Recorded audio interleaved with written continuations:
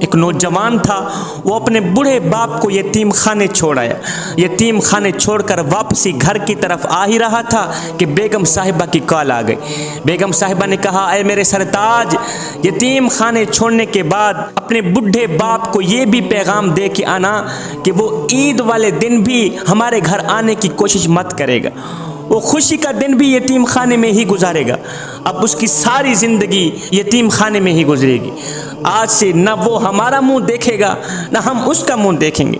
میں اس سے کافی تنگ آ گئی ہوں، اس بڈھے کی کھانسی نے ہم سب کو تنگ کر دیا ہے، ہم سب کو ذلیل کر دیا ہے۔ آتے آتے اپنے بڈھے باپ کو یہ پیغام لازمی دے کے آنا کہ وہ عید کا دن بھی یتیم خانے میں ہی گزارے گا، ہمارے گھر آنے کی کوشش مت کرے گا۔ اب یہ پیغام دینے کے لیے، بیگم صاحبہ کا یہ پیغام دینے کے لیے یہ بدبخت بیٹا واپسی یتیم خانے کی طرف گیا۔ اس نے جیسے ہی یتیم خانے میں قدم رکھا تو دیکھ کر حیران رہ گیا کہ یتیم خانے کے سربراہ کے ساتھ اس کا بڈھا باپ گپ شپ میں مصروف ہے۔ دونوں اس طرح کی گپے شپے لگا رہے ہیں جیسے کہ وہ کافی عرصے سے ایک دوسرے کو جانتے ہیں۔ دونوں اس طرح کی گپوں میں مصروف ہیں، ایسا لگتا تھا جیسے وہ کافی عرصے سے ایک دوسرے کے دوست ہوں، ایک دوسرے کو جانتے ہوں۔ یہ منظر دیکھ کر یہ نوجوان حیران رہ گیا۔ یہ بدبخت بیٹا کہنے لگا، سر جی، یتیم خانے کے سربراہ سے کہنے لگا، سر جی آپ میرے بڈھے باپ کو کب سے جانتے ہو؟ مجھے تو ایسا لگتا ہے آپ کا کافی عرصے سے ایک دوسرے سے یارانہ ہے، مجھے بتایا جائے آپ میرے باپ کو کب سے جانتے ہو؟ آپ میرے باپ کو کب سے جانتے ہو؟ یہ سن کر اس نے مسکراتے ہوئے کہا، بیٹے میں تیرے باپ کو تب سے جانتا ہوں جب تیرا باپ میرے یتیم خانے آیا تھا اور ایک لاوارث بچے کو گود میں لے کے گیا تھا۔ تیرا باپ میرے یتیم خانے آیا تھا، اس نے کہا تھا، ہائے میں بے اولاد ہوں، کوئی تیرے یتیم خانے لاوارث بچہ آ گیا ہو تو اٹھا کے میری جھولی میں ڈال دو، مجھے دے دو، میں اس کی خدمت کروں گا، میں اس کو پالوں گا، اپنے منہ سے نوالا نکالوں گا، اس بچے کے منہ میں ڈالوں گا، اپنی رگوں سے خون نکالوں گا، اس بچے کی رگوں میں ڈالوں گا۔ جب یہ نوجوان ہو جائے گا، جب میں بوڑھا ہو جاؤں گا، جب میں بوڑھا بن جاؤں گا، جب میں کمزور بن جاؤں گا، یہ بچہ طاقتور بن جائے گا تو یہ میری خدمت کرے گا۔ جب یتیم خانے کے سربراہ نے کہا، میاں میں اس بڈھے کو تب سے جانتا ہوں جب یہ میرے یتیم خانے سے ایک لاوارث بچے کو اٹھا کے گیا تھا، یہ جملہ سن کر اس بدبخت بیٹے کی چیخ نکل گئی۔ جوانو، پتہ ہے وہ لاوارث بچہ کون تھا؟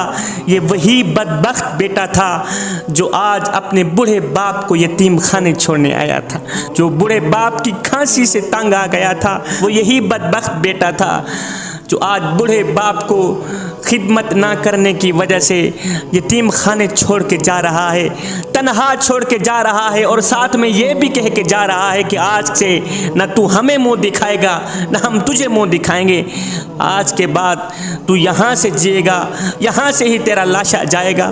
جوانوں، خدا کے لیے اپنے بوڑھے والدین کی قدر کرو، بوڑھے باپ کی خدمت کرو۔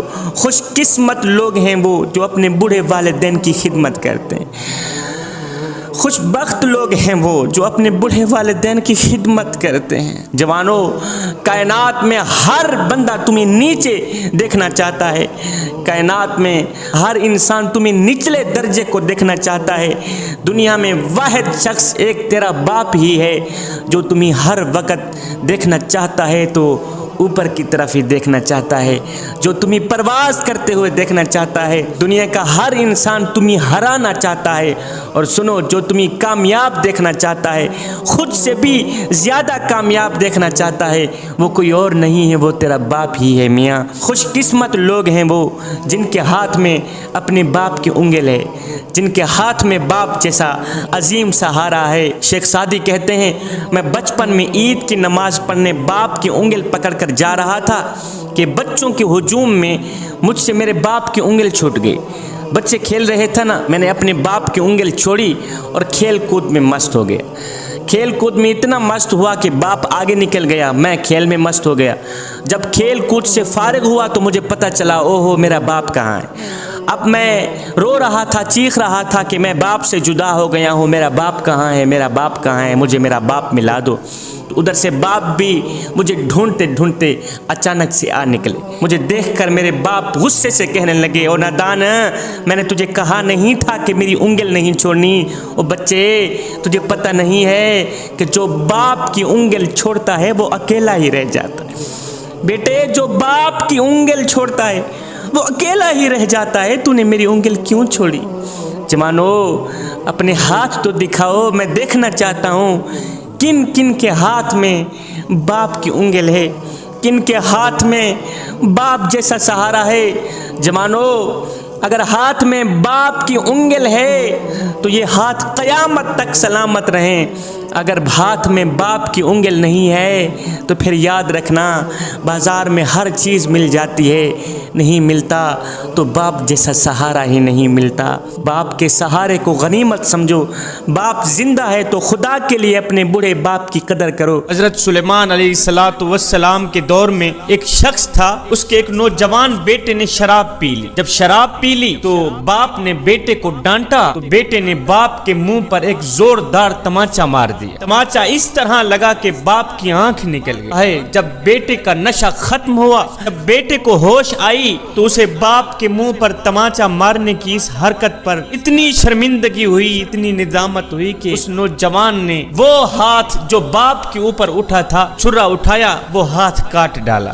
जब बाप ने बेटे का कटा हाथ देखा, एकदम पांव से जमीन निकल गई। रो कर कहने लगा, ओ मेरे बेटे, काश मेरी आंखें होती, एक एक करके निकल पड़ती, वो मैं बर्दाश्त कर लेता, लेकिन तेरा कटा हाथ देखकर मेरा जिगरा फट गया है, मुझसे बर्दाश्त नहीं हो रहा। मेरे बेटे, ये तूने क्या कर दिया है? तूने अपना हाथ क्यों काटा है? जिस वक्त मेरी आंख निकली थी, काश कि उसी वक्त मैं मर जाता कि मुझे मेरे लाल का कटा हाथ ना देखना पड़ता। मेरे लाल, ये तूने क्या कर दिया है? एक छोटी सी बाप की आंख के पीछे तूने इतना बड़ा हाथ काट दिया, तूने तो मेरा जिगरा फाड़ दिया। अब ये दोनों हजरत सैयदना सुलेमान अलैहिस्सलातु वस्सलाम की खिदमत में हाजिर हुए। जब हाजिर हुए तो अपना सारा किस्सा सुनाया। उसके बाद हजरत सुलेमान अलैहिस्सलातु वस्सलाम ने क्या किया? बेटे का कटा हाथ उसकी जगह रख दिया और बाप की निकली आंख भी उसकी जगह रख दी। फिर दोनों हाथ उठाए, अर्ज कियो, मेरे करीम रब,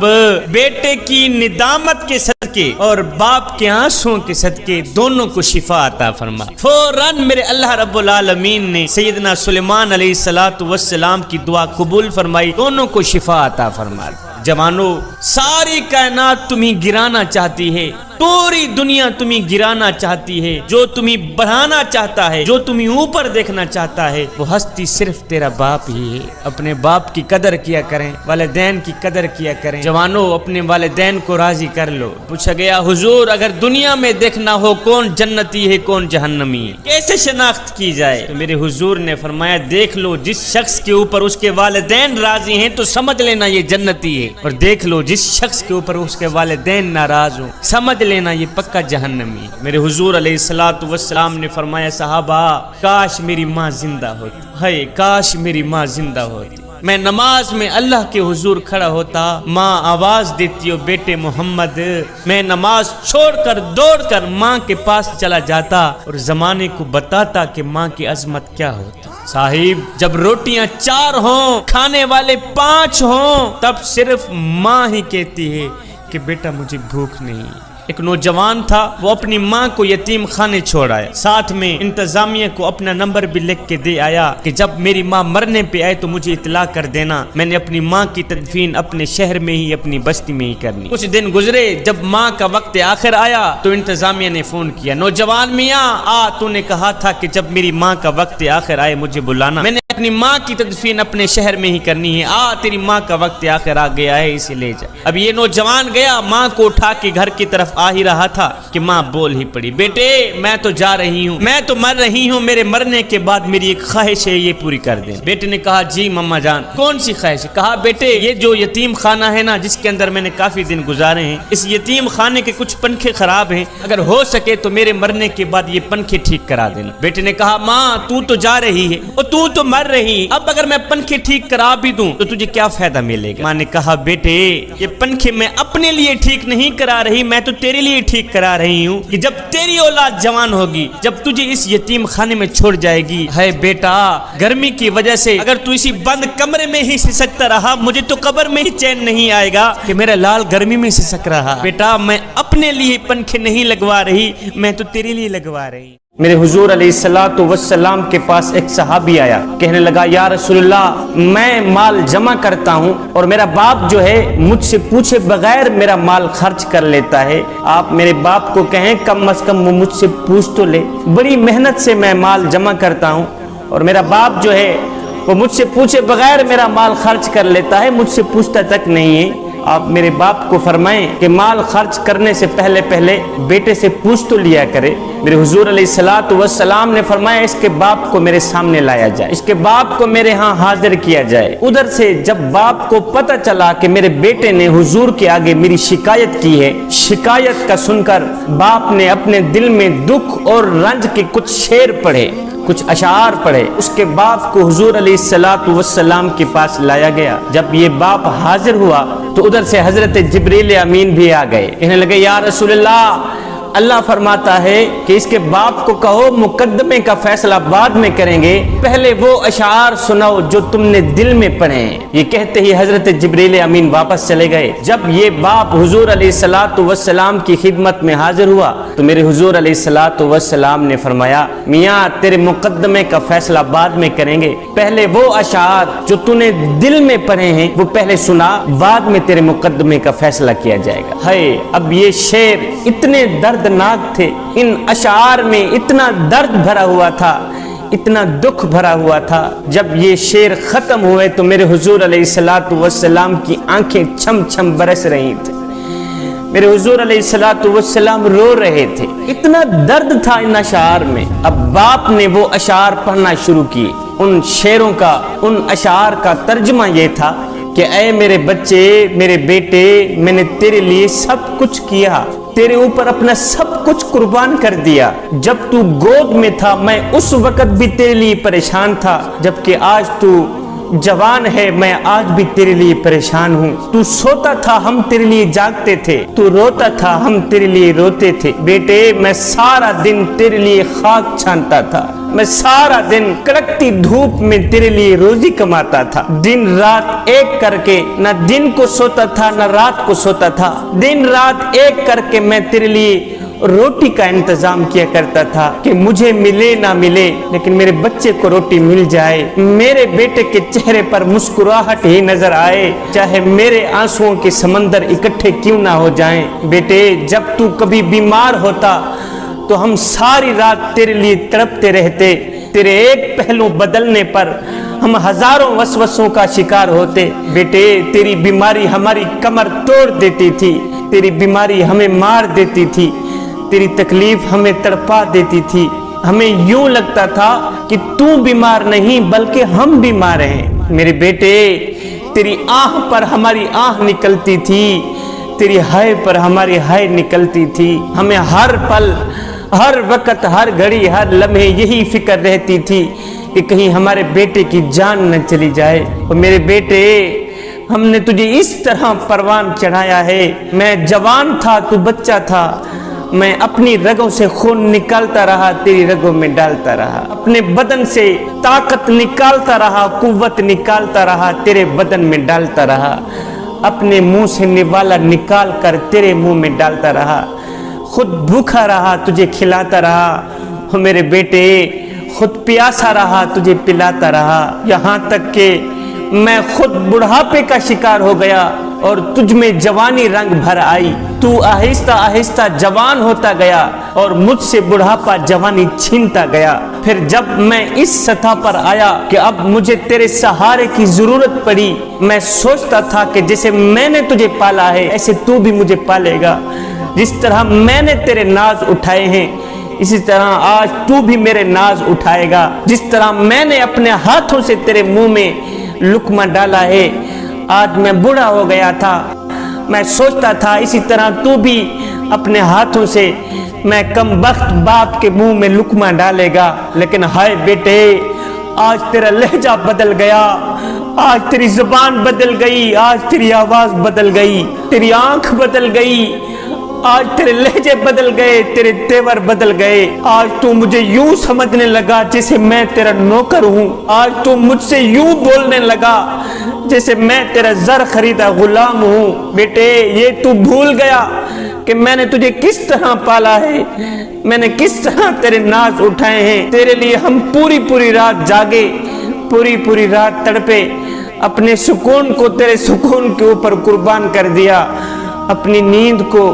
تیری نیند پہ قربان کر دیا، اپنے چین کو تیرے آرام و سکون پہ قربان کر دیا، لیکن آج تو ہمیں زر خریدا غلام سمجھ بیٹھا ہے، آج تو ہمیں اپنا نوکر سمجھ بیٹھا ہے، آج تو میرے ساتھ وہ کر رہا ہے جو کہ اتنا کچھ آقا اپنے نوکر کے ساتھ بھی نہیں کرتا، اتنا کچھ مالک اپنے غلام کے ساتھ بھی نہیں کرتا، تو میرے ساتھ اتنی بدسلوکی کر رہا ہے۔ بیٹے اگر تم مجھے بیٹا بن کر نہیں دکھا سکا، مجھے باپ کا مقام نہیں دے سکا، تو کم از کم پڑوسی جتنا مقام تو دے دے، کم از کم ایک ہمسائے جتنا مقام تو دے دے۔ پڑوسی بھی پڑوسی کا حال چال پوچھ لیتا ہے، پڑوسی بھی پڑوسی کے درد سن لیتا ہے، دکھڑے سن لیتا ہے۔ میرے بیٹے کیا میں اتنا گر گیا ہوں کہ آج تو مجھے پڑوسی جتنا بھی نہیں سمجھتا؟ باپ یہ دکھڑے سنا رہا تھا، میرے حضور علیہ السلام کی آنکھیں چھم چھم برس رہی تھی، میرے حضور علیہ السلام رو رہے تھے، ساتھ میں یہ دردناک کہانی سننے والے صحابی بھی رو رہے تھے۔ میرے حضور علیہ السلام نے روتے ہوئے اس صحابی کو فرمایا، نوجوان اٹھ جا میری مجلس سے، اٹھ جا میری مجلس سے، جا تو بھی تیرے باپ کا ہے، تیرا مال بھی تیرے باپ کا ہے، تو بھی تیرے باپ کا ہے، سن تیرا مال بھی تیرے باپ کا ہے، تیرا باپ جہاں چاہے تیرا مال استعمال کر سکتا ہے، جہاں چاہے خرچ کر سکتا ہے۔ باپ کے دردناک اشعار نے لوگوں کا جگرہ پھاڑ دیا، کلیجہ پھاڑ دیا۔ جوانو میاں تم دوستوں کو تو اچھی طرح ملتے ہو، لیکن باپ کو دیکھ کر اپنا منہ کیوں پھیر لیتے ہو؟ باپ کو دیکھ کر اپنی راہیں کیوں بدل دیتے ہو؟ اس لیے کہ کہیں باپ کچھ مانگ نہ لے۔